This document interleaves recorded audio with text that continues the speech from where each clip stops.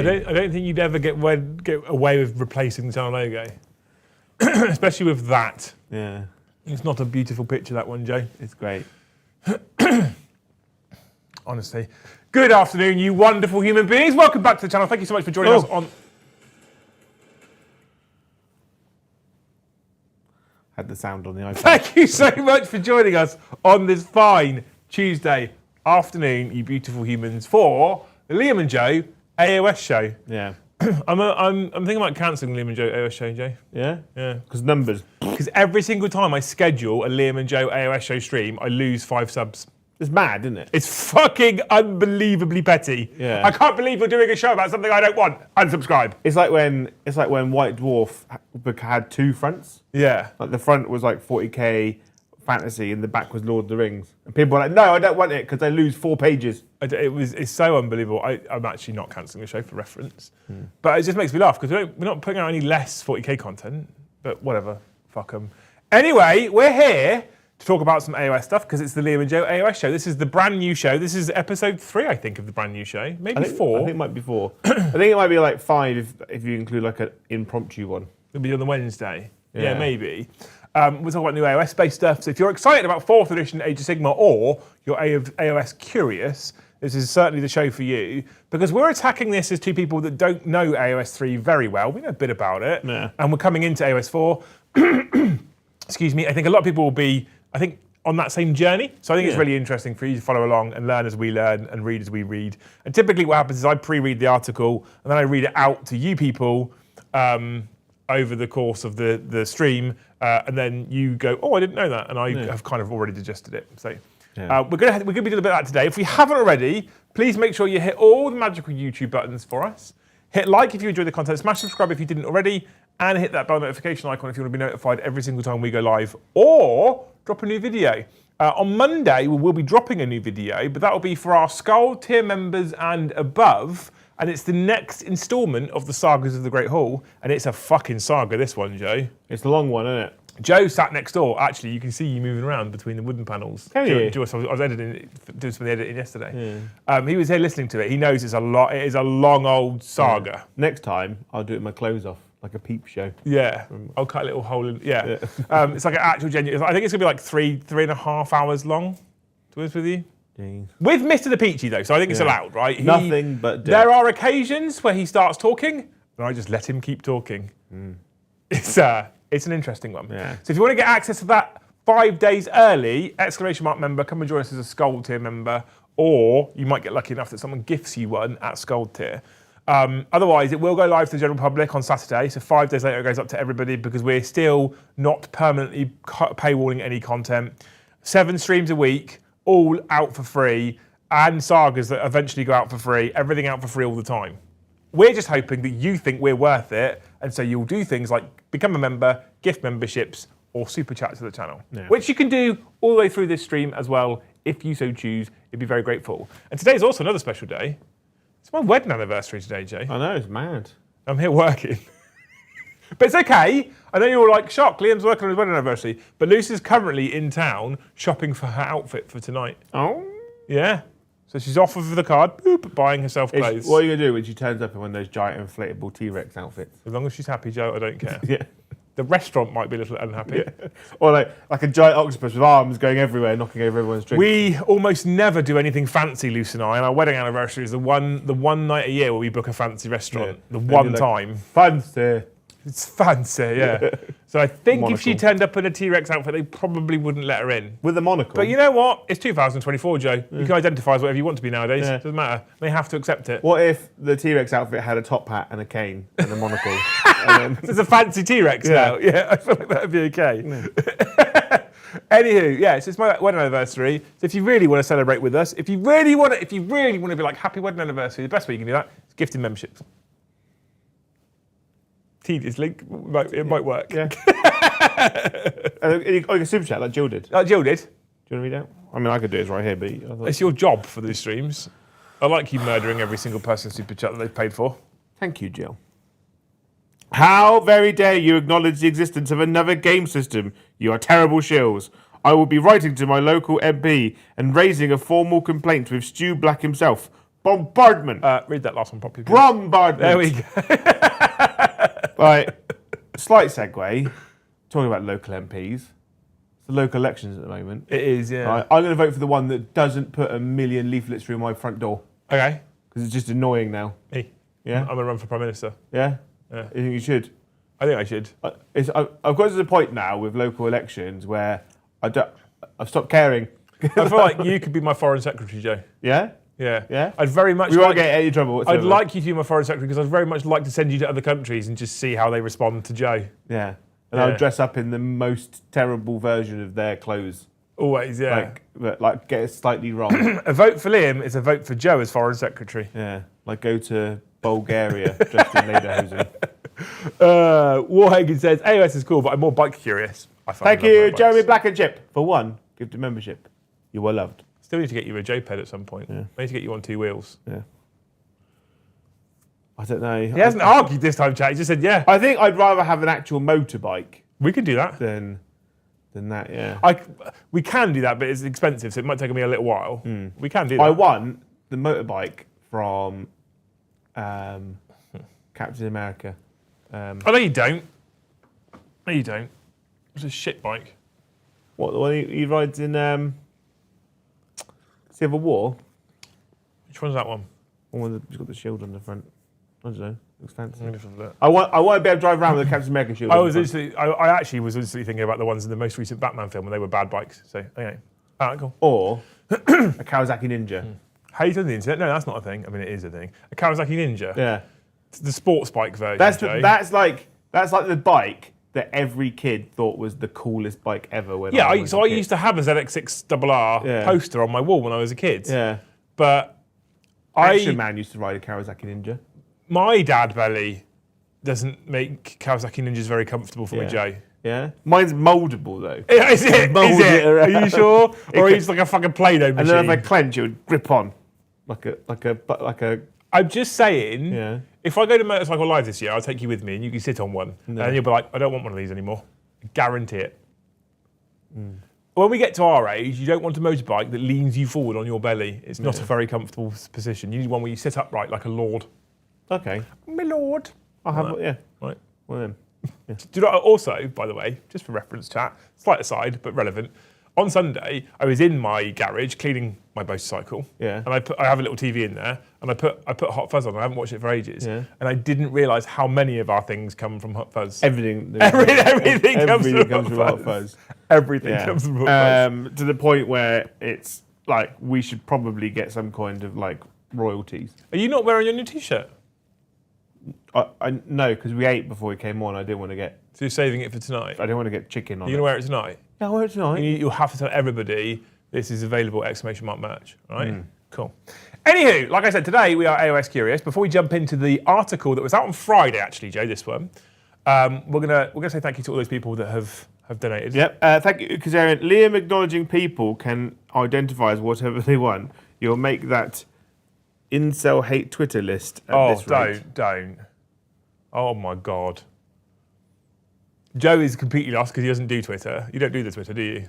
No. You don't really do social media in general, do you? I've got Instagram, which I started doing because I was like, oh, I'll push it. I got to 1,000. I was like, much like when I did Pokemon Go, I was like, I've got the ones I want. I'm done now. Stop. You know, I got the original 150. I can stop now. And then, yeah, I just don't like social. I just use it to look at memes. And that's all it's there for. Yeah, just memes, Joe, right? Videos about dogs and cats. Let's see how honest it's going to be. And raccoons. Yep. And, yeah. Yeah, go on, Joe. No. No? Okay. No. Just in case she's watching, right? Just in case she's watching. But, you know, like, you just like, there's a certain group of people. Yeah. So the Twitter sphere has this dumpster fire of a fucking account at the moment. He's constantly posting and updating his updated traffic light list, red, green, and orange channels on YouTube's. And if you're an overly woke and woke supportive channel, you go in the red category. And if you're in the middle, you go in the orange category. And if you're anti-woke, you go in the green category. That's what social media needs, more segregation. Yeah, Twitter is a dumpster fire. That's all you need to know about it. Is Twitter like just the new version of 4chan? Maybe. Like 4chan was the Wild West when I was younger. If you went on the 4chan homepage, your computer immediately downloaded LimeWire, and then you just had all of the viruses. Yes. Right? Mm-hmm. Thank you anyway, Kaz. Thank you, Karen. Thank you, Elec-Man. Happy anniversary, Liam. Get any more reading done? No. What are you reading? I'm not reading anything strictly. I'm listening to a Lumineth Realm Lords book. So my Audible is hiding the $2.99 sale from me. Because it was there. I got the Vulcan Primarch novel. Yeah. And I got the Jagatai Khan Primarch novel off there. Twitter is accessible, John, yes. And then I spent have you spent any of your tokens recently? No, I got like 6 spare credits. Have you? Yeah. Because you use the books really slowly. Very slowly, yeah. I get through them, but very slowly. I spent mine on the new Kado Kazet. The new vampire book about Kado Escobar. You know? Okay, cool. Right, drug dealer from Mexico. So no, not yet. I'll tell you the book as we get off stream. But yeah, I haven't yet. I will soon. Thank you, Brandon Tolput, for 5 gifted memberships. What a legend. Thank you so much, man. 5 is huge. Thank you. Thank you, Meat Squadron. Happy birthday, or whatever. Or whatever. Thanks, dude. You're a legend. It's someone's birthday. Yeah, but it's a birthday. It's the birth of our marriage. Yeah. Not mine and yours. No. We're only like year 3 on that. Yeah, we're in year 3 now. Thank you, Crumpus Panda. Everything and their mums comes from Hot Fuzz. I just couldn't believe how many things came from that show that I've heard you say. I'm like, that's a Hot Fuzz. I love that. I love that film so much. Yeah. Kado Ezekiels. Ezek chair. Right, anyway. Talking about Age of Sigmar, Jay. Nice little segue there. Thank you, chat. Talking about Age of Sigmar, we have a brand new article about rules and junk. There was also another one yesterday about new models and junk, which we might get time to look at. By the way, chat, just so you're aware, I have a hard stop today because I am working on my anniversary, much to Luce's slight disgust. But the promise is that I will finish at 3 or just before, turn the studio around for tonight's game, leave it in Joe's capable hands, go home, take the kids to my parents so I can take this out for a fancy meal, right? So I do have a hard stop. So if you lot hold all your gifted memberships and start super chatting at 2 to 3, we ain't going to read them. It's as simple as that. Just throwing that out there. And if he starts waffling, I might have to just cut. But anyway, we have... Are you ready? Boop. Look at this. Thank you, Trent Holio, for 5 gifted memberships. There you go, Joe. He's on it now, isn't he? We have a new article here. Look, 26th of April. This is from Friday. Thank you, Mr. Sven, by the way. 5 gifted is amazing. You're a legend. Thank you so much. 11 new members already. What a bunch of heroes. Battle tactics are key to winning in Warhammer Age of Sigmar. Here's how they work in #new AoS. Banging. Fighting over objectives is a large part of winning battles in Warhammer Age of Sigmar, but pursuing battle tactics is key to victory. Whether you're playing with the First Blood, Match Play, or the General's Handbook Battle Pack, you'll be using battle tactics, so let's get to grips with them. What's First Blood? I don't know. That's a cool wall, isn't it? It's fucking sick, isn't it?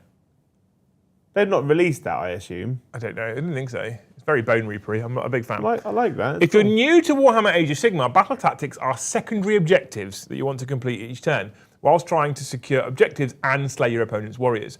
At the start of the turn, you can pick one battle tactic using the Tactical Gambit ability. We've already spoke about AoS. Everything in AoS is an ability. Yeah. Picking your battle tactic is an ability, right? So you can use the Tactical Gambit ability.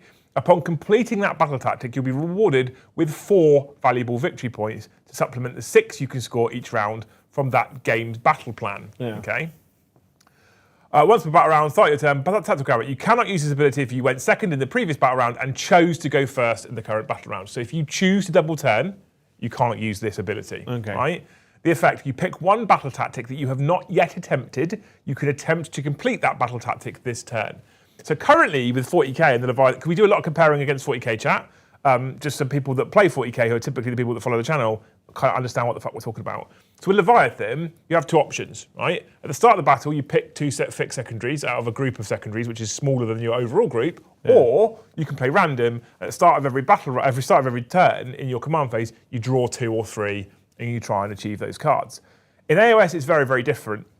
As long as you haven't chosen to take the double turn, you pick a secondary objective. You pick a battle tactic and try and complete it, and it's worth 4 victory points. And that's the other thing. All the battle tactics worth 4 victory points. Yeah. Not this one's worth 8, this one's worth 4, this one's worth 5, this one's worth 2, but if it's this one you get 3, this one's worth 5 if he's got an extra knob. None of that nonsense, right? It's just 4 points, right? Yeah. You can only pick a battle tactic you haven't yet attempted, and a crucial change in the new edition is that you can't pick a battle tactic if you win the priority roll and choose to take a second consecutive turn. Importantly, however, if your opponent wins the priority roll and decides to let you take 2 turns in a row, you can still pick a battle tactic. You can't be forced to miss out. Each battle plan in the core rules and the new General's Handbook allows you to score a maximum of 10 victory points each round. So winning, I'm assuming that means 6 for primary, 4 for secondary. So winning the priority roll and taking 2 turns in a row means forfeiting your ability to score 4 of those 10 points. That's a sizable opportunity cost, and one you'll need to consider carefully. A double turn can have a major impact on the game. Choosing to forfeit a battle tactic might let you consolidate your control of the board or use your momentum to surge forth and severely damage your opponent's army. Though new command abilities like countercharge give your opponent more tools than ever to stall your momentum, on the other hand, if you misjudge and you can't fully capitalise on your double turn, you could find yourself quickly falling behind in victory points. It's really interesting. I think in the current version of AoS, as far as I'm aware, there is no penalty to taking a double turn. There's no negative, because you still get the same amount of command points, you still get your battle tactic. You just get to push it in a little harder, you know? Yeah. Basically, yeah. You just thumb it in harder without spitting on it. Yeah, and currently a lot of people who play, because I've talked to a lot of people that play the game a lot, and they're like, we build our armies to go second. Yeah. Because if you go first, if you roll the dice and you go first, you go, cool, and your opponent goes, you go first. Because then I have the chance of double turning, which means it's just better. But 4 points in what is a 10-point round means that I'm assuming maximum for a game is 50, right? Yeah. It's what it sounds like. Battle plan, 10 points. I'm guessing 6-point primary, 4-point secondary, maximum is 50. Yeah. So if you give up a chance to score secondaries, which is 4 points, you're nearly giving up 10% of your score. Yeah, and if you say you double turn twice in a game. Yeah, 8 points is huge. Yeah. It's like a fifth of your points gone, Yeah. right? So that's quite interesting. I like that. I'm glad that you can't force people to miss out. I'm a big fan of that. I just think it sounds good. I like the fact that you have to pick them. I like the fact that you have to pick ones that you haven't yet tried to pick. So even if you pick one and fail it, you can't try it again, which is good. Or at least that's how I'm reading it anyway. The Battle Tactics module contains 6 universal battle tactics, which are used in both the First Blood and the General's Handbook battle packs. To carve a path to victory, you'll need to carefully consider which battle tactic you'll declare each turn. Are you safe to pick Seize the Centre near the start of the game if you think you can guarantee staking a claim with no reprisal? Or do you risk being undone by an opponent using the covering fire or counter charge commands? We've seen those commands before. Yeah. So the game looks like it's very reactive, very interactive for your opponent in your turn. So certain things you're going to try and do that I'm assuming you've told your opponent your battle tactic. Yeah. They're going to try and stop you, obviously, from scoring points. If you think like in current 40k, you've both got 2 decks of cards, and the secondaries are very non-interactive at all. Yeah. Stand here, do this, go over there, do that, do an action in the corner of the table. And you can't, like, and a good, depending on how a person wrote their army, more often than not, they don't even have to interact with you. Yeah. So the good thing about AoS now is that they've kind of put in that ability that you can stop your opponent from doing stuff, which I really like. So it's given us some universal battle tactics. There's 3 of them in total. Yeah. Seize the Centre. You complete this battle tactic at the end of your turn if 2 or more friendly units are within 3 inches of the centre of the battlefield and are not in combat. It's like area denial, kind of. That's good, because it basically means that like you can't use your opponent's units to kind of catapult yourself to where you need to be. You can't charge onto an objective, not kill them, and be like, well, I've got to seize the centre. Yeah. You have to be on your own. Remembering, of course, you have to be within 3 inches of the centre of the battlefield.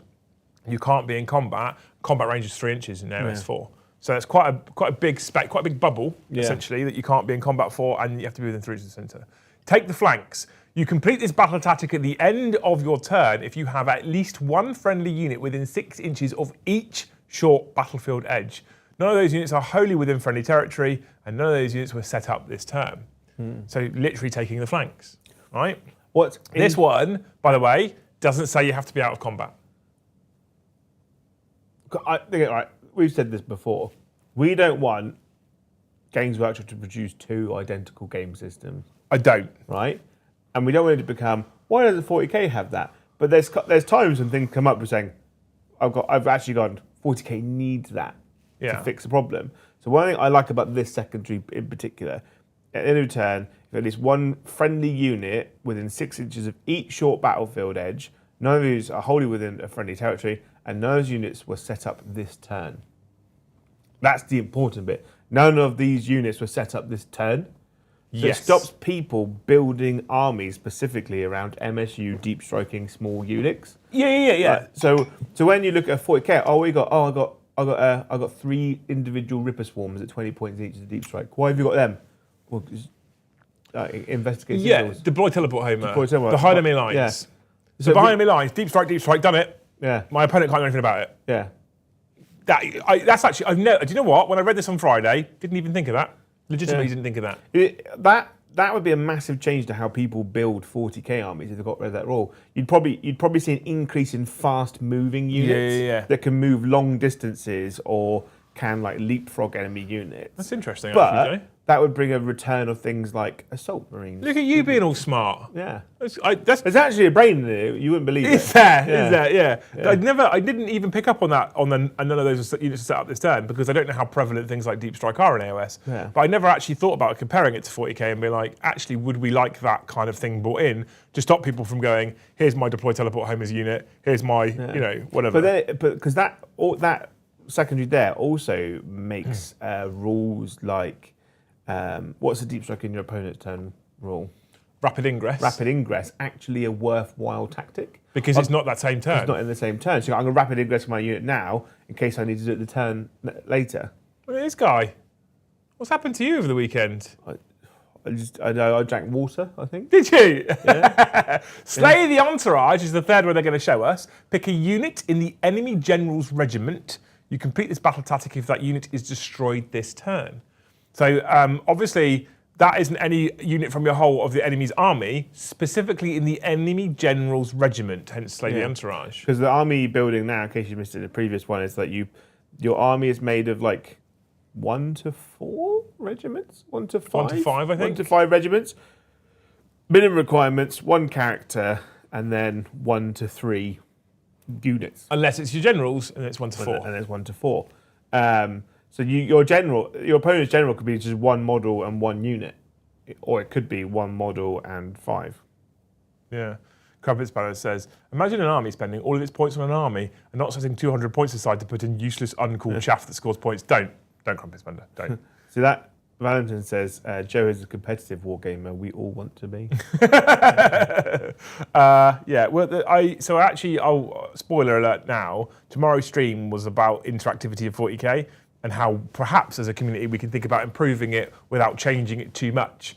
Something we're going to talk about tomorrow night because I don't want it to be turn into a negative rant or a negative whinge about it. But like, hey, we have a big problem at the moment that 40k is quite uninteractive. How do we fix it? And what I don't want to do is take all the stuff from AoS because, like you say, I don't want 2 of the same games. No. But I think that this sometimes opens our eyes a little bit to some of the fundamental failings of 10th edition. Yeah. I think it's quite interesting to try and work out even like a fix to behind enemy lines in the 40k rule set. It's like with a unit that wasn't set up on the table this turn. Yeah. Just that one little sentence. Do you know what? I don't even mind narratively. I don't mind behind enemy lines being deep striking units because you can screen them out and you have to get 2 in for max points. But I do mind deploy teleport homers being a unit that's deep struck because you've just teleported. Yeah. So why would you then be deploying a teleport homer? Because you've just teleported. Hmm. I know this is me being really, really petty, but the narrative to me then doesn't make sense. Yeah. So it makes sense that a scouting unit or a fast moving unit deploys teleport homer and then the teleporting unit comes in. That kind of makes sense. Yeah. But anyways, I digress. Take the flanks may require some forward thinking in the deployment phase to achieve early on, depending on the battlefield map. If your army is on the slower side, securing it might leave your units out of position, forcing you to spend a precious command point on at the double or redeploy to get them back in line. Slay the Entourage creates tension at the list building stage. Your general can take up to 4 units in their regiment, but is that putting too many eggs in one basket? Will adding a fragile unit to your general's regiment leave you open or serve as the perfect bait? Even if a battle tactic appears to be easy to score in the current round, the decision to attempt it is important, especially if it's competing with other battle tactics that will be harder to achieve later, or if your army might benefit more from the momentum provided by 2 consecutive turns. I didn't realise Kragnos has got a really weird mouth. Yeah. He looks like an old man. You know when they do the old man cough where they put their tongue out a little bit? He's a cool model though. He is a cool model. He's a cool model, but I didn't realise that doesn't do favours on the old mouth region. The General's Handbook 24 to 25 also includes 2 extra battle tactics for each Grand Alliance alongside the Honour Guard season rule. These provide some extra flexibility outside of universal battle tactics and replace specific faction battle tactics. 2 per Grand Alliance. They've given us 4 here. Can you say Grand Alliance. Grand Alliance? Is that you've been saying? 2 Grand Alliance. Reclaim the Realms, which is for the Order.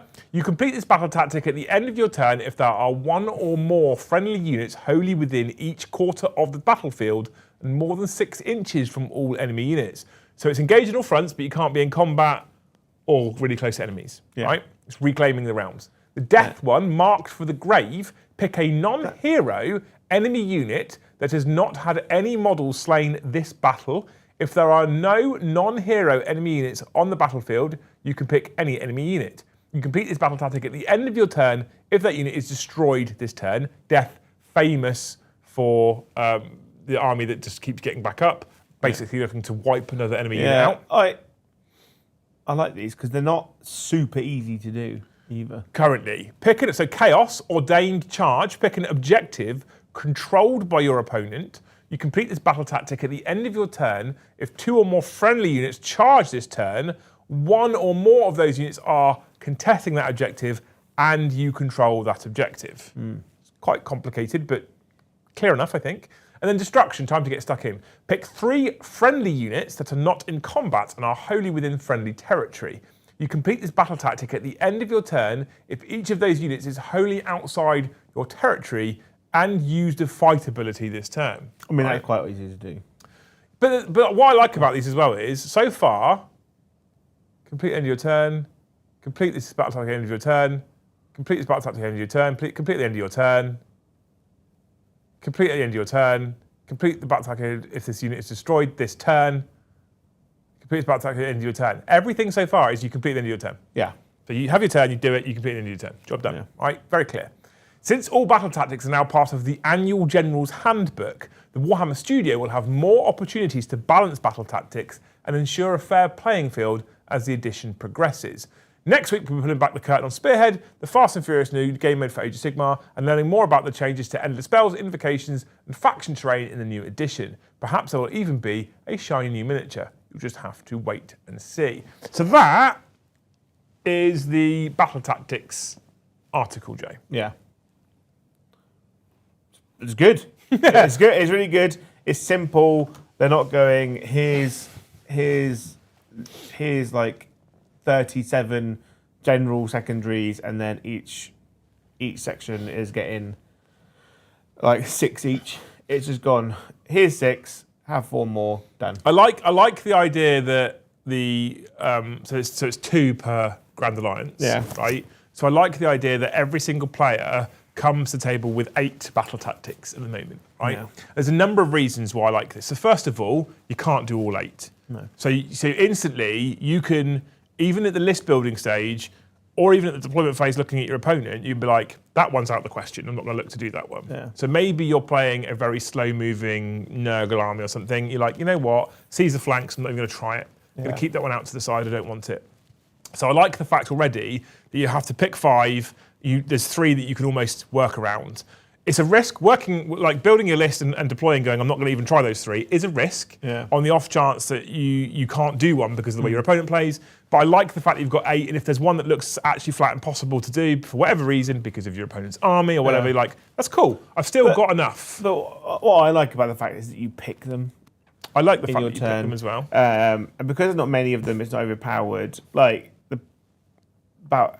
picking the Leviathan cards is you quite often get a bad draw, especially if Kyle was picking them for us.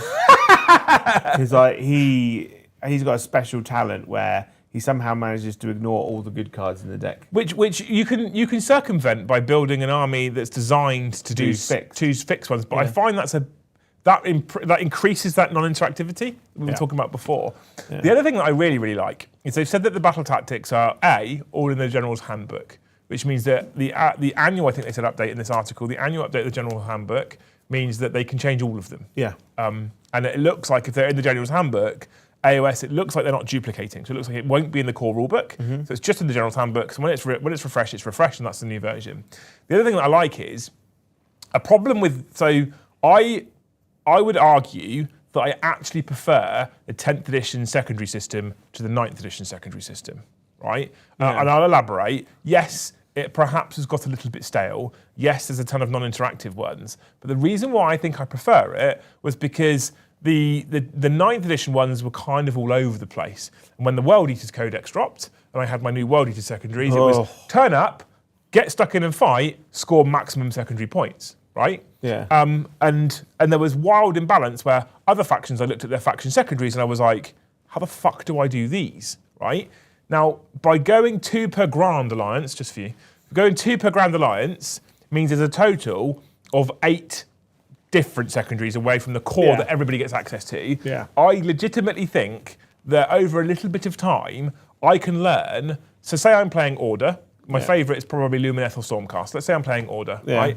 I don't think it would be too hard for me to learn Death, Destruction, and Chaos secondaries. So when I go to an event or whatever, I know what you've got access to. Yeah. Even if I don't learn them, I can walk up to the table and be like, what are you playing? And Joe tells me playing Soulblight Gravelords. Just read the 2 death ones quickly. Yeah. I now know what your secondaries are. Yeah, and if they all come in the General's Handbook, you're always going to have a copy of them. Yeah. So even if like you're going to an event and like sometimes they do the draw the day before, you can look at them and you can look at the mission and be like, okay, this is what they might be doing. But 9th edition, I don't know if anybody ever did this. Correct me, people out there, if I'm wrong. But who sat there and read through all of those pages of all of those secondary objectives for every... What I did is I was like, I want to play Eldar today. What secondaries do I have access to? And I'd read them and then I'd pick. And then you had the problems with 9th edition as well, where, well, that one's a this type of secondary objective and that one's a this type of secondary objective, and they're in the same category, so I can't, they're both purge the foe, so I can't take both those secondaries. And that was overly complicated. So I flat prefer the 10th edition secondary system over the 9th edition one. I think it is an improvement. I think it is better. Yeah. I think there's a degree of flavour that's lost, but you can't have everything. Yeah. And I would have been okay with losing the flavour in the secondaries as we have if we hadn't lost so much flavour in the units and the list building. That's by the by. But I prefer the 10th edition secondary system. But this for Age of Sigmar as a separate system is really nice, and I feel like it's the same as third tweaked and improved. Yeah, third but better. And I don't want this system in 40k, to be clear. No. I think you're right. I think I'd like some tweaks to the 40k ones. I don't like deploy teleport if you've just deep struck, for example. But I think, and that's little learnings I'd like to take from AoS. But I don't want this system. I want it to be 2 different ways. I like the random draw in 40k. Yeah. I do, because at the moment it's one of the only things for me personally that keeps each game a bit fresh and different. Yeah, I think the only downside to, I just think we need new missions and then some more achievable secondaries for some armies, right? Okay. So, for instance, like Votan, like engage in all fronts and deploy teleport homers aren't exceptionally easy because I didn't bring a bunch of tiny little squads to. Do you think there could be more interesting restrictions in 40k on list building, which would then open the game up more, though? Yeah. So at the moment, so Brom's running a Space Wolves list tonight against you and your Tyranids. Exclamation mark merch, and he doesn't have a single battle line unit. Yeah, a single one. Well, in I think Age of Sigmar 3 has got a minimum requirements of 1 HQ, 2 battle line. In 3? In third edition, not in this one. In third edition, you can have one character. Your minimum requirements is 1 character, 2 battle line. Yeah. I think 40k could benefit from that. But it's almost like old combined arms attachment. Yeah. But what 4th edition has done is said you don't have to have any battle line, but you have to build it in. And you don't even have to build it in regiments. You can run it all as auxiliary. Yeah. But you're going to then be dropping seconds. Yeah, I think what they've learned is that when you, because the way the 10th edition has gone since 9th edition. 9th edition it was got as a bit of control because you had all the detachments, you had to build them in those things, which I really really enjoyed. Whereas 10th edition they go just take what you want. Yeah, well, CMB, I can't stand the fact that GW remove all list building rules except for the rule of 3. It just leaves some more imbalance. I think the thing for me is the rule of 3 as well in itself. So the rule of 3 was a panic fix in 8th edition. Yeah. That's never gone away. And for me, it's quite a lazy fix. Yeah. Because it's a case of, this data sheet's too good. We could work on fixing the data sheet or making other things more powerful or encouraging you at the list building stage to build a more balanced force. Or we could just go, it's super powerful, but you can't take more than 3, so fuck it. I feel like it's a really lazy fix to a long-term problem. Yeah. And what I would hope in the future is that, because AoS doesn't have that restriction. No. So obviously unique characters, named characters, you can't Yeah. take more than 1 of, But they don't have a rule of 3 restriction. But Age of Sigmar units are just inherently better balanced, in a sense. Are that, they? I don't know. I think that because, for instance, shooting units aren't ridiculously overpowered at shooting, but they're terrible in combat. Yeah. For instance, combat units are strong, but they're quite slow. Unless they're cavalry. Yeah. The cavalry are only good on the charge. Yeah. If they're not charging, they're not as powerful. So, But maybe I'm wrong here. Maybe I'm defending 40k too much. Yeah. But I feel like that's easier to achieve in a fantasy setting. yeah, because. Because if you think about if you think about Space Marine Terminator, right? Okay, he's a bit slower because of his tactical dreadnought armor, but realistically, he should be monumentally impressive at shooting his Stormbolter, which should have high explosive rounds which tear through things. He should be monumentally terrifying in combat. So then you're like, well, so this thing can do everything but move fast, but it can also deep strike. I actually feel like the rules writing team for 40k, to get a narrative balance, have a harder job than going, it's cavalry. We all know cavalry are good on the charge and pretty shit after the fact. Yeah. Right? We all know that a bowman isn't necessarily going to wipe out a whole unit with his longbow, and he's going to be pretty pap in melee. Yeah. But I feel like the 40k team do have a harder job of doing that balance. Oh yeah, massively. Like balancing an army like Tau, for instance, is an absolute nightmare because it's quite maneuverable, but it's not as maneuverable as Eldar. You know, it's got 0 close combat ability. Yeah. Right outside of Farsight. So all it can do is shoot. It can move and it can shoot, but you can't make it if you make it too weak, it won't kill anything, right? And then combat units will just get in and kill them. But you can't make it too powerful that it just tables people in a turn. Yeah. Because if you think about an aggressor, for instance, right, or like a Terminator, it can shoot, it can move, it can shoot, it can fight, right? So you have to spread its power is spread out over three turns. Yeah. Right. Whereas Tower is all in one. Yes. Essentially, yes. Yeah. So you know that a Terminator will move in the first turn, do nothing apart from shoot with his little gun. Turn 2, it will move again, shoot with his gun, probably then charge and then fight. And then if it's still alive, it will then move, shoot, fight. Whereas Tower go, move, delete people. You have to spread that efficiency out over 5 turns. Yeah, 40k similar, just different. Infantry, heavy infantry, armour and air. So more nuances abilities per unit, but still have those roles. The problem is when they give armour these huge moves. Yeah, so I don't entirely disagree with you, Brian, to be fair, but I do think that 40k does have more rounded units that are narratively a bit good at everything. And maybe they could, maybe that is something that they could break out a little bit. So maybe like an assault marine is a bit shit with guns. I don't know if we would consider a bolt pistol any good at all. I don't know. Maybe there is more they could do to segregate out what things can do. But there are a fair few things in 40k that can kind of just do everything. I'm kind of getting to the stage of 40k now where I kind of like the idea where they just have a shoot profile, a fight profile, and you get rid of the variety in the units. I like that, but what I don't. So here's the one thing I don't like about Age of Sigmar. What's that? Because of what you're talking about. This is the one thing I hate about Age of Sigmar. A flat to wound roll. Yeah, I don't like it. Yeah, that's That's the one I've struggled with. It's the only thing that they've kept, and I get why they've kept it, and they should keep Age of Sigmar different to 40k. But it's the only thing they've kept where I'm like, prefer 40k. Yeah. I prefer the strength versus toughness. 100%. Oh yeah, because I've kind of got to the stage where it's a lot of units are going that way. So an intercessor, move 6, shooting hits on a 3, and it's strength 4. It's what -1 AP. In combat, they hit on a 3, they're strength 4, they're -1 AP. Right? It's when you get to a unit, it's like I've got a power fist, a power sword, a flamer, a melter, a missile launcher. You know, the guys that don't have chainswords have knives that are different. Yeah. You know, or like Tau. You go, what you got? I got a missile launcher, a plasma gun, or I got a flamer, which has got slightly better with the new book. It's got better. Tau players are going to hate this. I kind of wish that all Tau, like they get the Chaos Terminator treatment. What you got? Doesn't matter what you got. You shoot 4 shots at strength 6, -2, 2 damage. Yeah. Done. Crumpets balances. I think my main issue with 40k is that things that are meant to be shit aren't shit enough. Last guns should fail way more than they do. But that isn't the gun that's the issue there. No. That's the inherent things like rerolls and stratagems that's the problem there.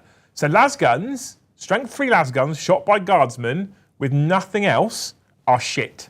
Terrible. Las guns shot by guardsmen that have got fucking first rank, second rank fire or take aim, and then they've got this and they've got that and they've got these rerolls and blah, suddenly become quite efficient. But that's the weird thing about 40k, right?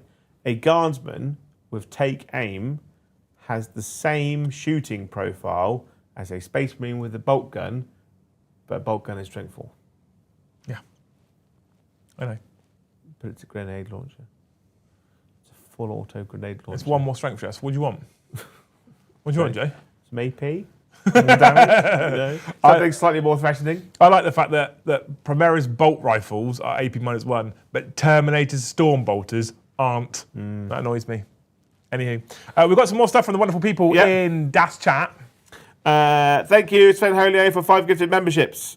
We've done that one already. Thank you, Crumpets Panda. Luce knows better than anyone that Joe doesn't have capable hands. What is she thinking? I think you don't, do you, have capable hands? Well, it depends what that capability is. I've never had any complaints. I'm sure you haven't, apart from when the teacher kicked you out. Yeah. It'll be fine. I normally leave here just after they've gone live, and I'm actually going to be sitting down to dinner as they go live. It'll be fine. It's like the only thing that goes wrong on the regular is that you have to unplug and plug back in the Stream Deck. Yeah, I've fixed the computer freezing problems. Yeah. I've just touched all the wood. Yeah. But I fixed the computer freezing problems because that's the only other issue that I was in the past. I was worried about going wrong when I wasn't here. Well, we'll make sure the cameras are lined up. We'll do that before I go. Yeah. So that'll be fine. I'm sure it'll be okay. Yeah. Thank you, Lockie. Lockie says, can we get a game with Liam and Winters? But you need to drink. You need to drink for every one rolled, or just them both drinking. There was a stream with him drinking on this channel in the past. Never again. That was Monster, wasn't it? No. There was a stream with him drinking on this channel in the past, Jay. There's a reason why that stream is no longer on YouTube. Okay. Never again. That makes sense. But thank you for the donor anyway, dude. Thank you. Thank you, Alec Man. Are we skipping the Wednesday article? There's a Wednesday article? Also, is the book Joe got the Hollow King, or is it the sequel, The Dead Kingdom? It's the sequel. I've already listened to the Hollow King twice, maybe 3 times. The Dead Kingdom is the one where it's like Nefertara is like above him, like a puppet master. Ooh, puppets. A puppet master. Was it this one? Warlords Tactical. I haven't read this one. I've missed one. Okay, maybe we'll go into this we'll one. go into that one in a second. Thank you, Crumpets Panda, for 5 gifted memberships. Thank you, Schooner, for 5 gifted memberships. For 5, up to 21. 21. Just 21 members 21 to go. seconds to go. Thank you, Scooter. It says, afternoon, chaps. Just had some amazing news from this weekend's AoS tournament. I have been told for the position I came in, I've just got a golden ticket to the AoS World Champions in Atlanta. Yeah. Yeah, he went 4-1. He did. He was Did he? messaging me. Yeah. Yeah, that's amazing. Scooter, congratulations. I love you very much. But how do you go 4-1 and win a golden ticket? I think he came 5th. So it might be a case of the people that came, because obviously the tickets go down. So if anyone above you has already got one, then they can't get a second one. Yeah, but And then if they can't make it, again, congratulations, Scooter. I love you. But if you didn't win the event, why the fuck have you got a golden ticket? Yeah, it's the same with the 40k one. The 40k one did the same thing. And there's people coming in 5th place who've got a golden ticket. Like, you didn't even stand on a fucking podium. How have you got a golden ticket? because No, it's nonsense, Joe. There's no because. It's nonsense.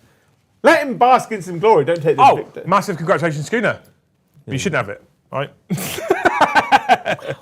Right. There's a free ticket to Atlanta on the back of Games Is it Workshop. free though? Do you not have to pay for something yourself? So, talking to different TOs Yeah. about the GW ones, the ticket also includes travel Okay. and accommodation. That's not too I bad. think. It's not too bad. Or it covers travel but not accommodation. I don't know. I just feel like I'm sure people understand. The golden ticket event, like the Warhammer Worlds, is supposed to be the cream of the crop, the winners of all the big events, right? Yeah, but right. Or if like Manny and all that lot, the people that win all the events anyway, go and do the entire tournament league in the UK. Yeah. Right. And in the end, over the course of 20 tournaments, only four of them, well, the 4 of them have come first in nearly every single one. Cool. You got semi-finals, final, done it? Done. Yeah. Job's a good one. Yeah. No one else is better than these. Yeah. Because they beat everyone else. Yeah. Done. Well done, there, Schooner. Well done for going 4-1. I'm sure it's hard, right? And just like that, Schooner never gave gifted again. Kyle says, imagine showing Liam your kids' shit drawings, ruthless. That's how people get better. Kyle. Eddie drop stuff off to your house yesterday? Yeah, it's in the boot of my car. Yeah. They're from Schooner. The weather on Thursday is supposed to piss down, so I'll probably bring the car over. Nice. So then you'll have your bits. Yeah. And things. That's true. If I wake up on Thursday and the weather's glorious, I shall wait at my house for you to swing by first, and you can put the bits in your car. Yeah? Because then I'll get on the bike. I Because always it's nice. put my bits in my car. Yeah. Liam will not be supporting Schooner, it seems. Oh, I will be supporting Schooner, especially if his team name is Great Hall Shield Wall. Yeah. Then I'll be supporting him all the way. I even sponsor one of his drinks on the plane. Yeah? Right. I wonder what plane they put you on. Like EasyJet, Virgin Atlantic. I don't know. Something where you have to pedal. He says it's a percentage to accommodation. I mean, it's better than nothing, though. That's good. That's what I legitimately thought they were like, here's a ticket, fucking off you go. Get yourself there, book yourself accommodation. I'm impressed that they give you something. I'd love to go to America. Have you never been Even to if America? I came like 20th and they get offered me a ticket, I'd take it. Have you never been to America? No. Have you not? I've not left the country since I was 18. Have you not? No. Well, a vote for Liam is a vote for Joe as foreign minister. Yeah. Yeah, I know all about the other countries. I went to France. Yeah. Yeah. No runners-up trophies at Dempsey's house. 100% no runners-up trophy. No. You're right. There will be no participation trophies for my children. If you're not first, you're last. All right? My eldest used to do taekwondo, right? Yeah. When this is about 4 years ago, so he was like 6, 7 years old, right?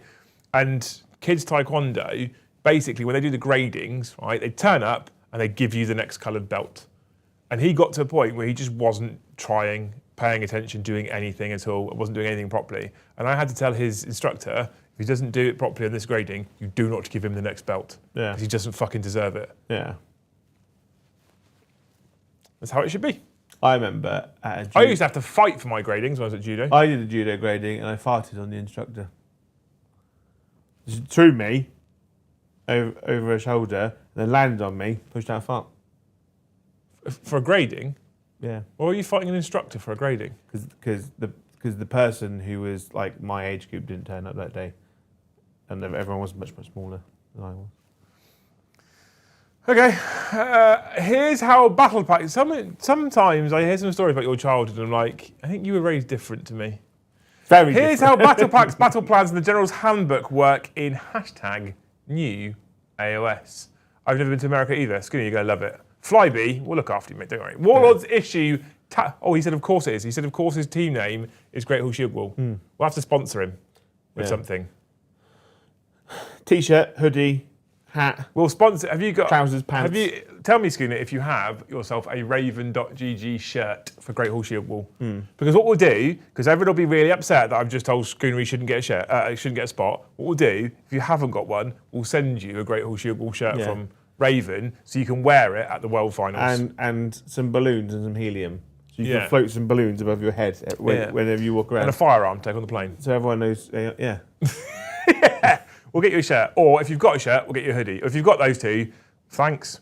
Anyway, Warlords issue tactical commands to their warriors, wizards, cast destructive spells, and priests chant prayers to their deities, all while grand armies clash in the swell of churning melee. The new edition of Warhammer Age of Sigmar brings epic battles to life, but there's more to the game than rushing your troops to the middle of the battlefield to grind each other down in a glorious death pit.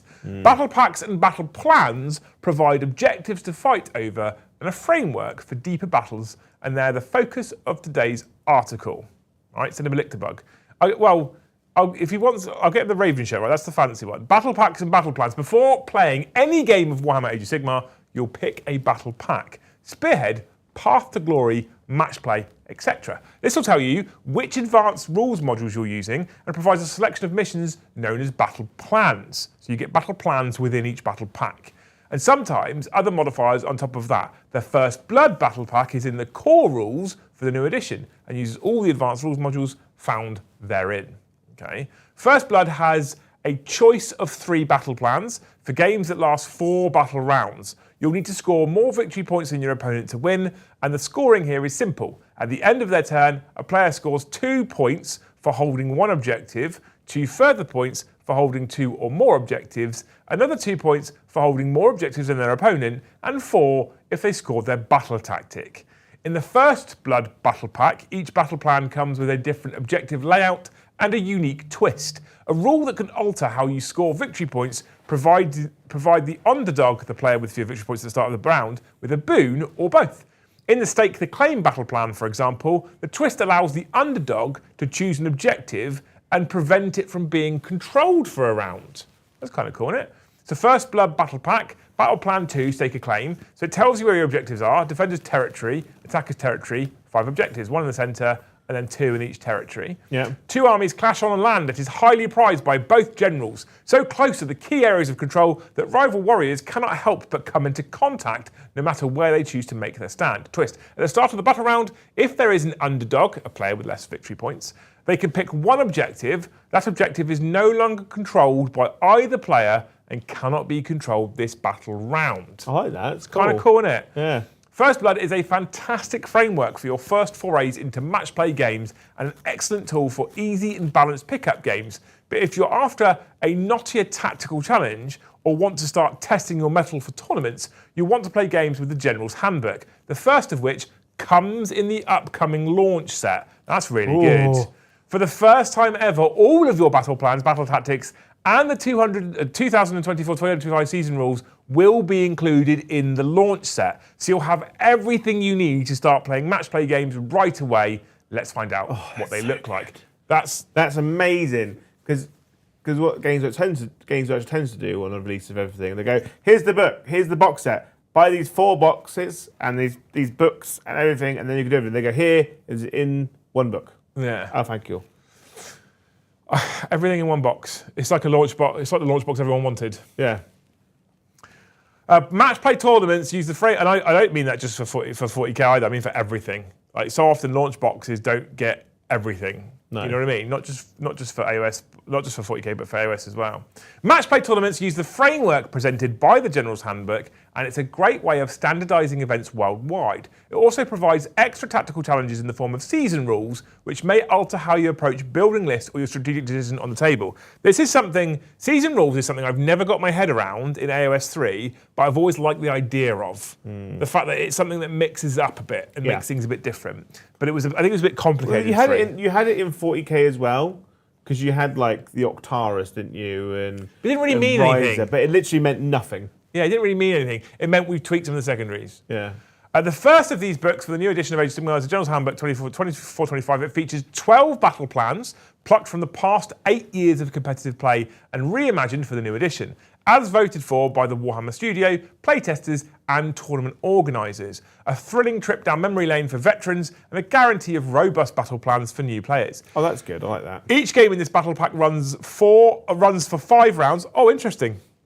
The First Blood, whatever it's called, only runs for 4 rounds. This runs for 5. That's like a pickup game, so isn't it? Yeah, I wonder also if it's because it doesn't include the battle tactics for the factions. So you've got 6 battle tactics, 4 rounds. There's 2 you can't do. And I think it might only be core rules as well.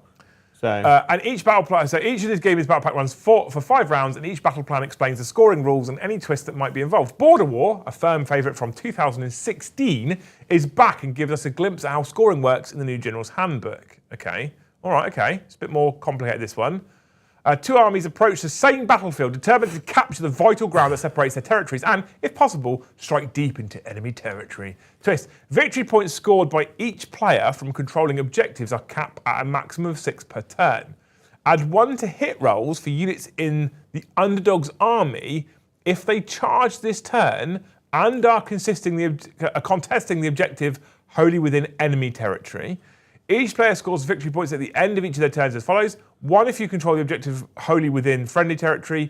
2 if you control the objective marker of friendly territory that you can... Hang on. 2 victory points for each objective on the border of friendly territory that you control. 5 victory points if you control the objective marker wholly within enemy territory. 4 victory points if you complete the battle tactic. So if I hold your one in your territory and I hold 1 at the border, I would get 7 points. But it's actually capped at 6 points. yeah. So if I hold your one and 1 at the border, I don't even need to worry about mine. No. Interesting. So 10 points around, obviously. Attacker's territory, the 2 on the border, defender's territory. Yeah. The underdog earns a little more bite when they attempt to contest the enemy's home objective and caps the scoring from objectives at 6 per turn. Battle tactics score 4 victory points on every battle plan here. This new scoring split makes battle tactics very important, so taking priority for the double turn becomes an even tougher decision. For each battle plan in the General's Handbook, your victory points each round will add up to a maximum of 10 for a total maximum score of 50 points per battle. This makes scoring easy for event organisers to keep track of. I like that. The Vice from 2021 shows a variation on how scoring reaches that fixed 10 per round, as its objectives converge on the centre thanks to the twist, which also gives the underdog a chance to chip away at the fucking hell, this looks more complicated.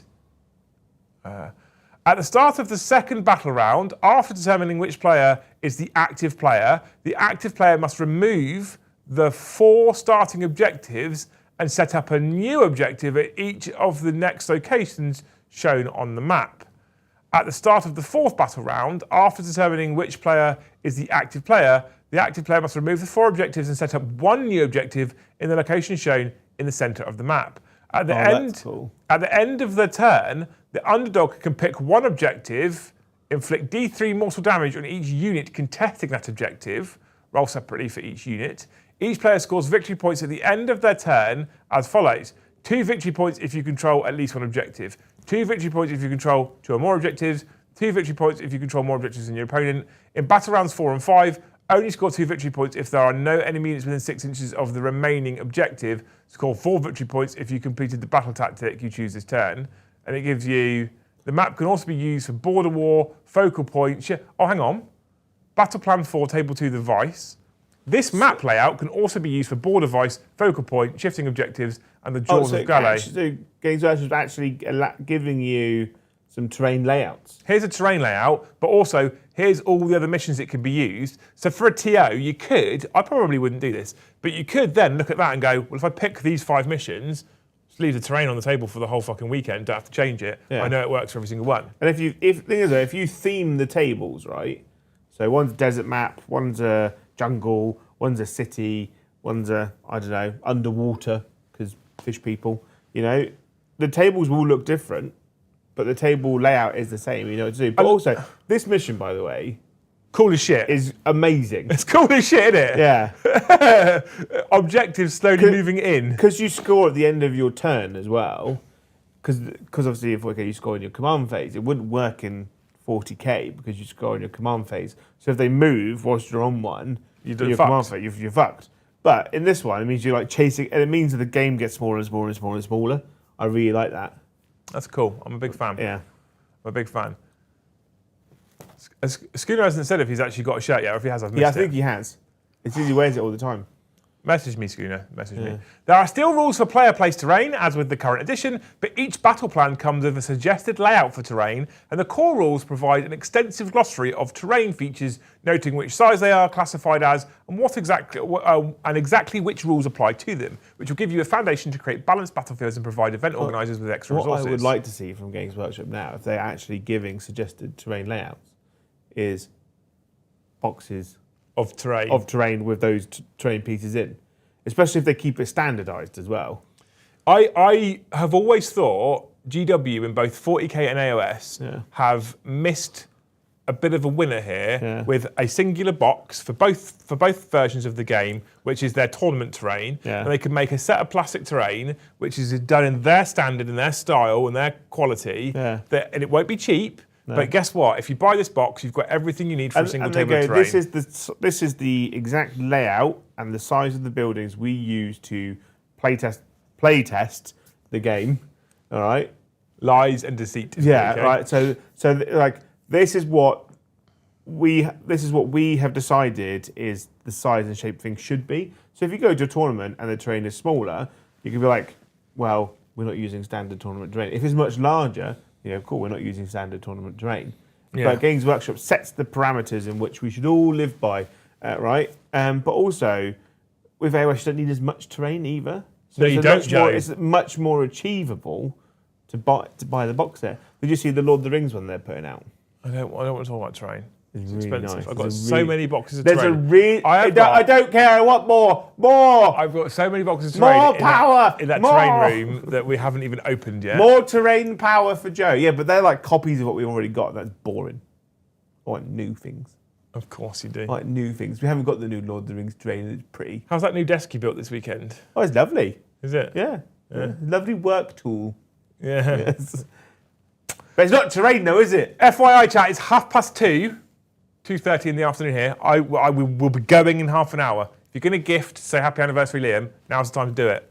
Hasn't really worked, Joe. We only got 21 gifted members. If we get to 50 gifted members, Liam will buy me that Lord of the Rings terrain. How much is that terrain? Fuck knows. Expensive. I've seen the box. It's not expensive at all. 50 gifted members, that's all we need to get to. That's not true. I just bought you a new monitor today because you can have your little home PC. I know. And then I'm going to start streaming. If chat want it. OnlyFans. Only Joe's.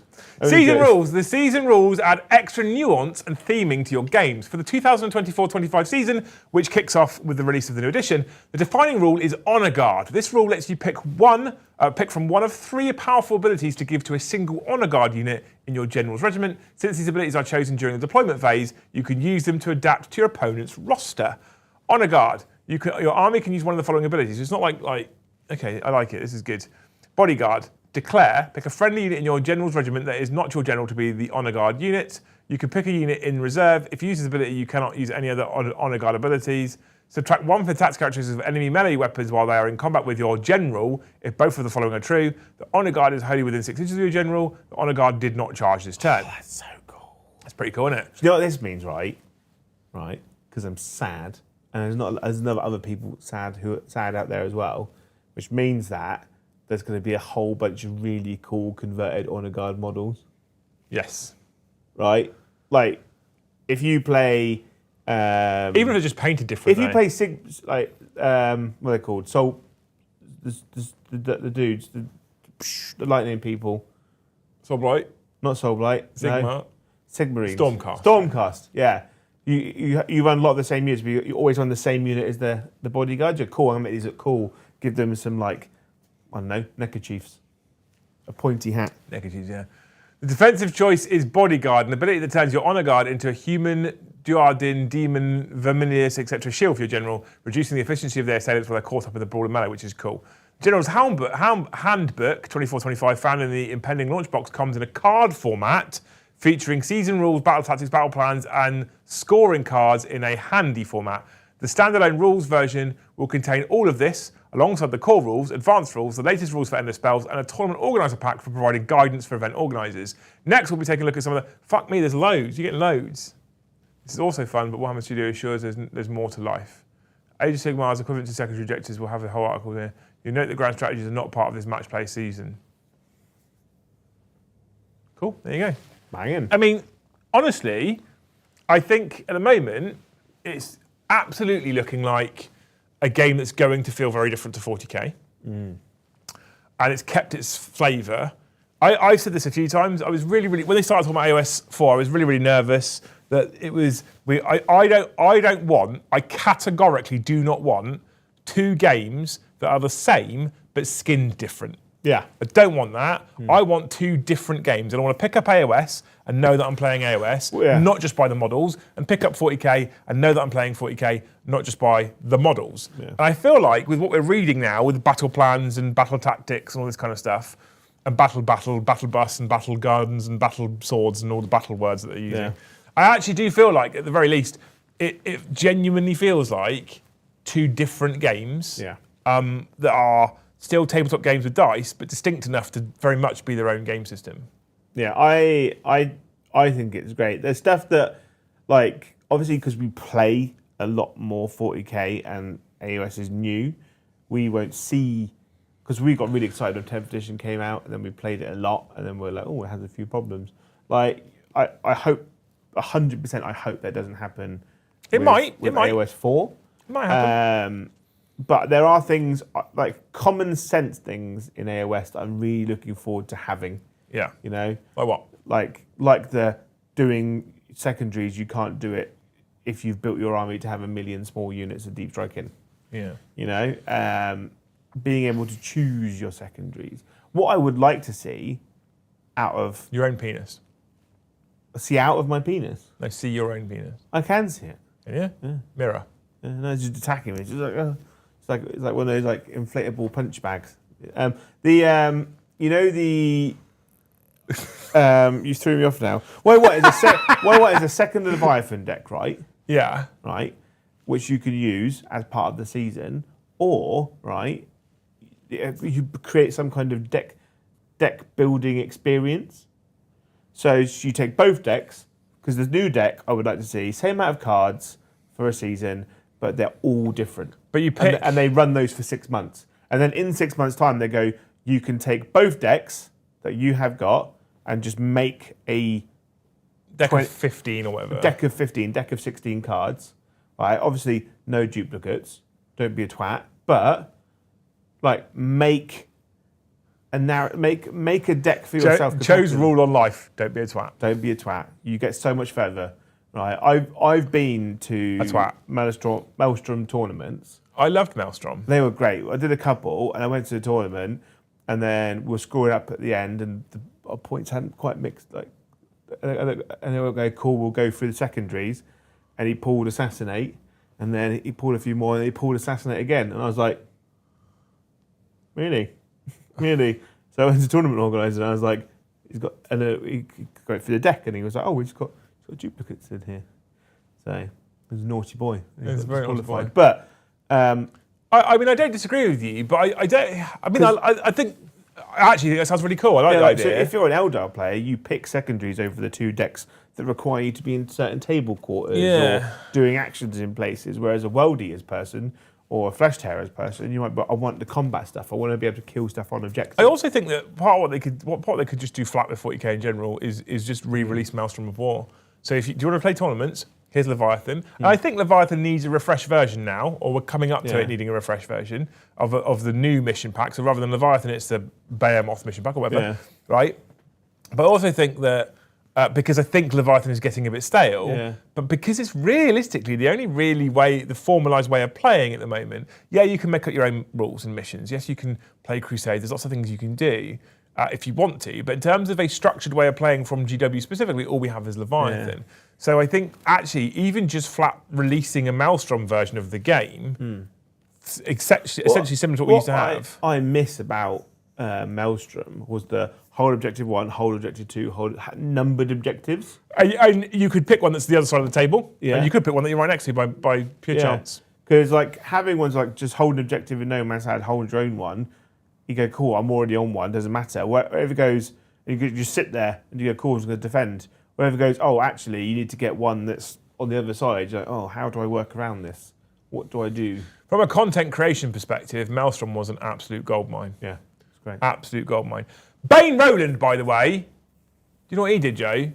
He gifted 20 memberships. 20 memberships. He wants to see Lord of the Rings terrain on the table. 20 memberships. Thank you so much. 20 is an incredible number of gifted. An incredibly generous amount. Thank you so much, man. You're an absolute legend. We love you dearly. Yeah. Because I will be going on time today. Yeah. Or early. Did you want to see the Lord? Go to the walk on Go to see the pre-order. Go see the terrain set. Go on, go have a look. Go on. Just for Joe, chat. Just go have a look. Where are we going? What? It's just the Sunday pre-order. So straight up to the top.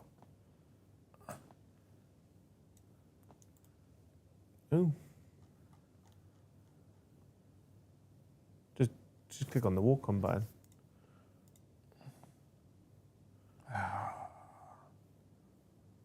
They, by the way, fucking gorgeous. Beautiful. There we go, that one. So it's 500. He, by the way, stunning. Look at him. He's cool as shit. He is a beautiful model. He's super cool. There's that new. You remember that box set that everyone on Instagram got? Please don't. Please don't. Please don't set me off on that one. I might have also got that box if I'd also had a vagina. So, obviously, there's that game that's already dead. Yeah. Do you know what's great, right? They've released all these box sets of models, like the drop pods, like the bikes and stuff. They haven't got rules in the core rules, apparently. Oh, good. Old Here's that other game that's already dead. Yeah. Look at that. Oh, that is pretty. Hopefully, it will be a lot cheaper than buying it all individually. Get everything you need to fill a middle-earth strategy back game with a table with one terrain and one fell swoop with this packed box. It contains a Gondor tower, 3 Gondor mansions, 6 sections of Gondor ruins. Each of this is a modular kit bursting with options that can be assembled in a wide variety of ways. We can even be combined with other elements of near-limitless. Someone was saying in the chat that that's the right amount for the AoS board as well. That's beautiful. Oh, I want it, but that's going to be so expensive, Joe. Yeah. So expensive. What I'll do is I'll stand in Games Workshop next to a box of it and look sad. Oh, Dark Tide in the miniatures game. Or you might see me down on Empress Road. Yeah, okay. Yeah. Either way. There's a lot of stuff coming out, isn't there? Yeah. Also, whilst we're here, boop, boop, boop, boop, boop, boop, boop, boop, boop, boop, boop. Look at this. That's beautiful, isn't it? How many? What a glow up. How many? Oh yeah, so sad. My models and oh no, hang on, wait a minute. How many of those wings are we going to see in so many places though? Oh, this right. Sanguinary Guard are gonna. It's gonna be those of Sanguinary Guard everywhere, isn't it? The Custodes, Venatari will be those. Oh yes. Yeah. Custodes Do you know what I Valentari. find hilarious? That always people are like, wow, you're replacing all of my Custodes models that I bought when the game started. Why are you making them new? And then they're like, oh, I forgot that I complained because the model was really nice. Yeah, these are absolutely gorgeous. Oh, It's really... do you know what I also like? Not a fucking flying stand in sight. They are absolutely gorgeous.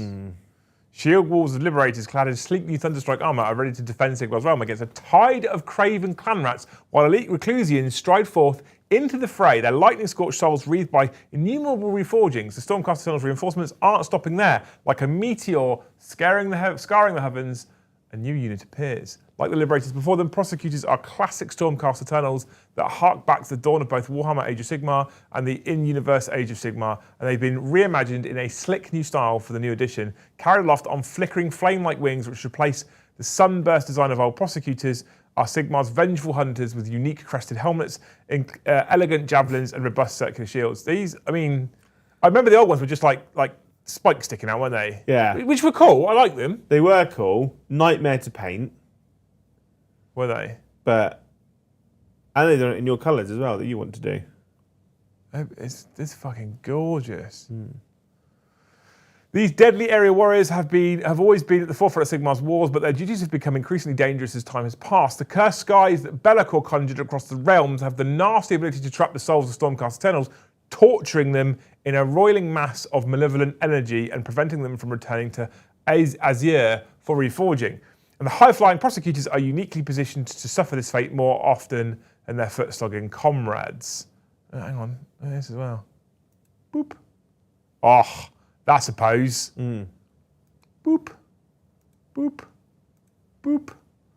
While some Stormcast can be rescued from this doom, their reforgings are often more traumatic. The majority of prosecutors have been reassigned to the Ruination Chamber after numerous compromised reforgings where their Thunderstrike armor helps them punch through the blackened skies of death.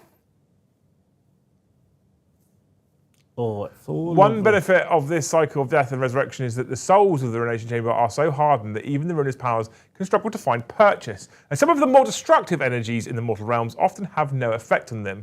While some units are able to naturally resist magic attacks, the Ruination Chamber ability can negate nearly any type of targeted enemy ability other than attacks. Though the Ruination Chamber units' armor is often up to that task anyway. While powerful, the once per turn army timing means that only one friendly unit can use his ability per turn, encouraging you to run mixed lists. Ruination Chamber. Make a resistance roll of d6 on a 4+. That ability has no effect on this unit. The unit was picked as the target of a non-core ability. magic. 4+, fuck off. Thanks to the power of 6 smiths, prosecutors don't need to carry cumbersome weapons into battle. Instead, they can conjure crackling stormcast javelins from the Aether itself and bombard their foes from on high. These heralds of righteousness follow up, hurtling into combat with the speed of a lightning bolt, rolling an extra dice on the charge. 3d6 charge. Oh, look at that! That's good, isn't it? These are still plenty of new miniatures from blah blah blah blah blah blah blah blah blah blah blah blah blah blah. There we go. Done it. Look at those miniatures. I mean, I want the Lord of the Rings terrain and those miniatures. Stick Monkey says, thank you. He was just saying the Thanes how much he wants the Gondor box until we take pity on him. He won't, because he'll be banned from Thanes again. I'll start putting pictures of my feet in there with socks on, you know. The old ones were bogging. That looks great. Might do some allies for my cities. They do look incredible. They look amazing. I keep going, I want to do Stormcast. I want to do so much stuff. You want to do all the things, and then you whinge when you haven't got enough time. Yeah. How's all the fucking what's it called, Joe? Bretonian. How's all the Bretonians that you really wanted to paint? How's that going for you? Oh, it's horrible. Okay, I've got 1 day of painting left, which is tomorrow. Realistically, because obviously I'm here all day Thursday, and then I'm driving up to Nottingham on Friday. So I've painted nearly 2,000 points of Bretonians. I'm giving up the will to live because of how difficult it is to get the models to make a 2,000 point list. The amount of times I had to paint them is very, very small. Yeah. It looks great. It's looking, once it's all down, but it's a level of stress when you're like, I have to get it done in time. Yeah. Yeah. Once that's done, I'm going to bring them here and never look at them again because it's all AoS all the time. Right, chat, I'm going to warn you now, because now you've all started. I knew this would fucking happen, right? It's 2:45. I am going in 10 minutes. Thank you. So if you're going to super chat, do it fucking now, and we'll race through them. Moreover, if you're going to gift, do it now, and we'll race through them, because in 10 minutes, I'm turning the stream off. All right? Because I have a fancy meal with my wife, and I spend enough time streaming and not paying attention to my family. So Thank you, Travis Woodside. Ruination Chamber is also my ex-girlfriend's name. Not Shame Chamber. Ruination Chamber sounds. Fucking thing's got teeth. Yeah. That's a great film. Right, thank you, Kazarian. Out of my meeting, my pal is already planning on proxying those into Seraphim Sisters. They might be a bit big for that. Yeah, Seraphim are quite small. Yeah, they might be a bit big because for that. these are going to be on 40mm bases, and Seraphim are on 32. I feel like you'd get away with them for Sanguinary Guard. Yeah. You know, I feel like you could also. No, I don't think you'd even get away with them for Scourges and stuff. They're too big, I think. They're too big. Because Scourges are on small bases as well. Yeah, I think they're too big for anything that's on like a 25, 32mm base. It's probably too big for. Thank you, Elekman, for 1 gifted membership. Thank you, Elekman, for the gifted. You're a legend. We're on 42. I'm on 42. Just 8 more. Yes, 58 more to go, Joe. You're right, yeah. Good maths. Yeah. 58 to go. Yeah. 58 seconds to go. Yeah. Shake that little tin cup. I would shake my Pepsi, but They go everywhere. Go everywhere. Don't do that. Yeah. In other good news, my car's not trying to kill me anymore. That's fun. I mean, you probably Let's not. Yeah. I think you don't think you should have been driving that for the last month, but you kind of had to. Yeah. I learnt about cars. Every time I go and see the guy at the garage, which is quite often, I'm learning about how cars work. Isn't that fun? Yeah. I'm looking forward to my AoS. Thank you, Peter Wyatt, for 5 gifted membership. Peter Watt, not Wyatt. WATT is what, Jay? Yes. It's right in front of you. Yes. I'm gonna go build some models after this stream. You are. Well, we're gonna do a quick turnaround. Yeah. Get the table ready, get the mission ready, all that kind of stuff. Tonight we do have a live game of Warhamster 40k 10th edition Leviathan, and Brom has decided in his infinite wisdom since he's been playing Orcs that he really fucking loves melee. Yeah. So he wants to play Space Marines, but he doesn't want to play his Ultramarines because it's mostly gun. He wants to play melee Space Marines. So he asked me very nicely if he could use the Space Wolves. I said, yeah, of course you can use Space Wolves if you want to. So Brom is bringing Space Wolves tonight, which is both exciting because he gets to play something new that's heavily combat focused, and he's really into the Champions of Rust Attachment because he thinks it's cool narrative, which I'm inclined to agree with. And Joe's going to be running Tyranids Lictors t-shirt tonight, exclamation mark merch, look out for it. And the reason why I'm even happier and more excited about that is because Brom's also bringing a ton of new units that he's never used before, with a ton of new rules he's never looked at before, a ton of new weapons he's never used before, and I don't have to be here. I wrote a really simple list to make sure that his turns could be a bit longer because mine would be much shorter. And to Liam's response in text message was, do you want him to rage quit the game? I mean, that would have made him rage quit the game. It was only 10 Carnifexes. He would have made him rage quit the game. I said to Joe, no, it's not going to happen. I had to take some Carnifexes out. I was very sad. Yes. Yeah. It's more about the lectures tonight. They need to be the star of the Yes, days. they are the star. Yeah. So yeah, check out that one at 7:30 tonight, you wonderful people. Thank you so much, Peter, for the 5 gifted. It puts us on 47, so I need to go before we do the 50, and Joe has to pay because I can't. It's not fair for me to make you pay for that as good as this terrain just because you made the promise. But you made the promise, so you know. If they hit 50, you've got to buy the terrain. Oh. Well, you made the promise. Did I? Yeah. I don't remember that. Yeah. I wasn't here. I bought you a fancy new desk and a fancy new monitor. Yes. Liam is a great boss. La-di-da. That's not what I'm getting at, Jay. Everyone praise Liam. I mean, you can do that if you want. Yeah. Like, when you see him in the streets, you must fall to the floor and go, woo. On the off chance that we might just give Joe Vag the channel. Yeah. My Christmas gift. Going to be a long ass game. Yeah. Get yourself a takeaway, or multiple. Yeah. Settle in, chat. Settle in. It'll be fun. Yeah. So, Mr. the Joe, Mr. the Brom, live at 7:30 tonight. Kyle will be producing for you beautiful human beings, so make sure you say hi to all those people tonight. Come and hang out with the guys. Throw money at them like they're dancing monkeys so they feel like they've done a good job. Because they all get really worried when I'm not here if the channel doesn't perform very well that I'm going to get all angry. I've never been angry because I love them all very much and they always do a great job. So I'll get a text message, just a picture of my P45. So don't believe Joe when he's like, he's going to beat me. I don't do that very often. Anywho, it's everything. I think the battle pack and the battle tactics and stuff, I think it all looks really, really good. It looks good and I think it looks simple. I think it looks fun. I think there's a lot of variety. I think it looks easy to understand. And I also think that it's different enough from 40k that I'm going to enjoy playing both. Yeah. Do you know what I'm really excited to see now? Your penis.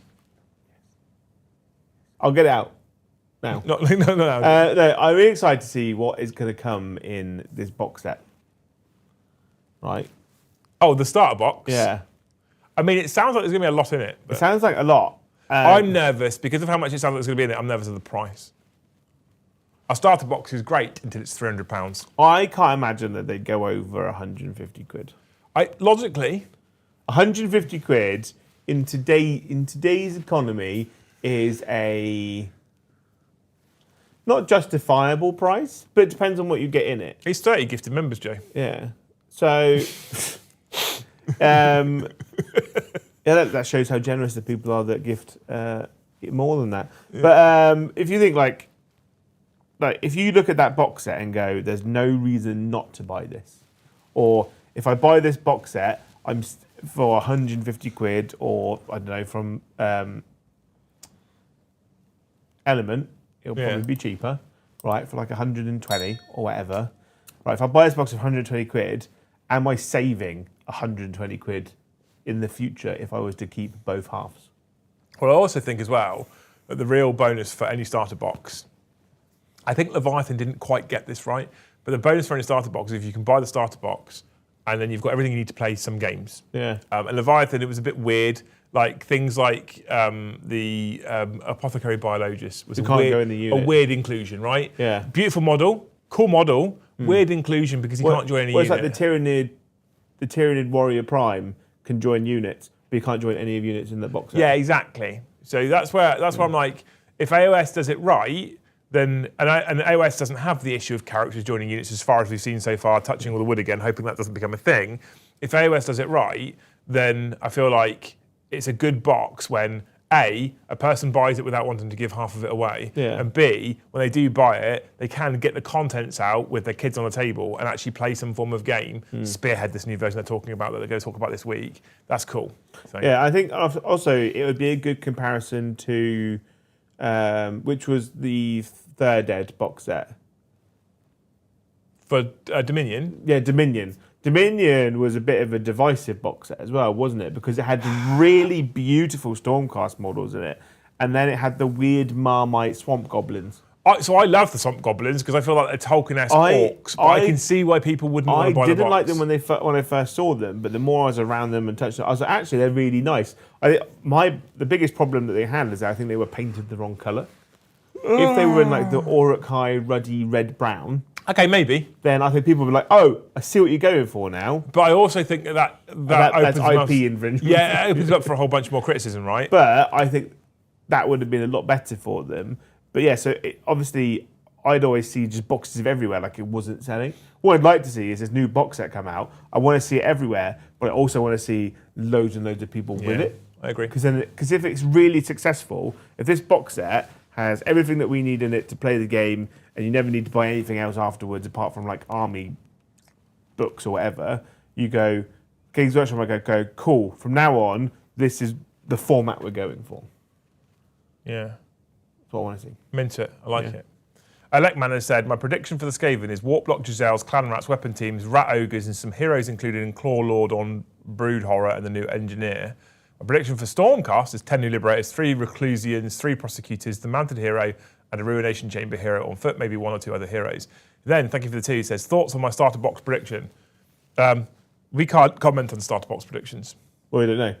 No. I've no idea. I also have no idea about Age of Sigmar models. So I don't know if that's even remotely close to points, I don't know, or power. But if you get all that stuff in a box, plus your General's Handbook they just talked about, plus your rule book, you're getting quite a lot, aren't you? Well, the hope is that if you bought, because I think I liked about Old World boxes, right? Thank you for the 2, by the way, you're a hero. Is that if you buy 2, you have a full army. Yeah. What I'd like to see with the Age of Sigmar was, if you buy 2, you have a full army. If you had 1,000 points of each army. I don't think it'll be 1,000 in there. No. Maybe it will be. I don't know. We'll see. I don't know. Depends on how they. You always tend to get you always get a lot in a starter box set, though, don't you? You get. I'm excited for it. I think it's. Cadwayne's just said the old box was also introducing a new sub-faction. The new one is giving away new models. The new one is giving new models to 2 of the most popular ones. I agree. Skaven are very popular. Stormcast are very popular. Yeah. Everything they've shown so far for the models, I think, have been beautiful for both. So I think this is going to be a win. And basically replacing all of the Skaven models with new because all the Skaven stuff now is old all old Warhammer Fantasy models, really. Yeah. I don't think they've had anything since. No, I don't think they have actually. Maybe 1 or 2 little ones, but not that I'm aware of. But like all the big stuff, all the Rat Ogres and stuff came out in Warhammer Fantasy. So replacing that entire range with new AoS versions is much nice. He also says, I'm going based off the trailer and past boxes as the formats of my prediction. I'll be honest with you, man. In that case, you are 110% more qualified to make a guess than Joe and I. So, he might be onto something. The trailers tend to be a good example. Yeah. Right. Cool. If you look at the Leviathan, most of the stuff that was in the Leviathan trailer was in the box. Am I weird for not liking Stormcast? Absolutely not, Travis. The beauty with Warhammer, both AoS and 40k, the beauty with both of them is you can literally like anything and not like anything else, and everybody has their own preference. And I like Eldar, and Joe might hate Eldar, and Brom likes Orcs, and I hate Orcs, and I like Lumineth, and Joe might not like Lumineth. Like, that's the beauty of it. Eddie likes Necrons, no one likes Eddie. You know? Exactly I saw him yesterday. He came round, had a cup of tea. Did he? Lovely chap, yeah. I love Eddie. He's great. Yeah. He talked to me about how last Saturday he had a vasectomy, which is good for the world. Yeah. Anyway, thank you everybody for joining us. I told you hard stop. Here we are. We have approached the hard stop. Thank you so much for hanging out with us today on the Liam and Joe AoS show. As always, we are going to continue doing this until it fails and the wheels fall off. 7 streams this week again. 7 streams again next week. I'm having lots of fun. Are you having lots of fun? I'm having loads of fun. I'm looking forward to playing Brom. He's so much more try hard now. He is. You'll have fun though. I think Thursday it's me and you, if that helps. Yeah? Yeah. What's everyone on Thursday? Don't know. Let's have a look. I haven't run the Raven Guard for a while, or Drakari. Or I haven't run Harlequins for a while. I really enjoyed running Harlequins. We're on Harlequins, and I'll try and throw something against it that's quite balanced and fun. We'll see. But thank you, people, for hanging out with us. Again, like I said, 7:30 tonight, another live game of 40k. I will literally be scheduling it just after this stream. It's Tyranids versus Space Wolves, and Joe is wearing our famous new merchandise T-shirt, probably, as long as it fits. He hasn't tried it on yet because he's ungrateful. So look out for that tonight. Tomorrow at 7:30, we've got the Warhammer show. Thursday, we're back with the Liam and Joe 40k show, plus another live game that evening. And then Friday, 8:30, Warhammer After Dark. And I will continue to drink some mead. But otherwise, I'm going to go and enjoy an anniversary meal tonight with my beautiful wife. So thank you for hanging out. Thank you for all of your incredible support. I can't say thank you tonight for all of your support in April, but you guys have been amazing. I appreciate you. Thank you so much. It was a harder month than I expected, but thank you for putting us through it. You're amazing people. On tomorrow to May, the 5th month of the year, closing in on AoS 4. Oh! Time's the stream tonight. 7:30 UK time, Travis. 7:30 PM UK time. All right? You people are beautiful. Thank you so much for watching. We'll see you in the next one. Bye, have a wonderful time.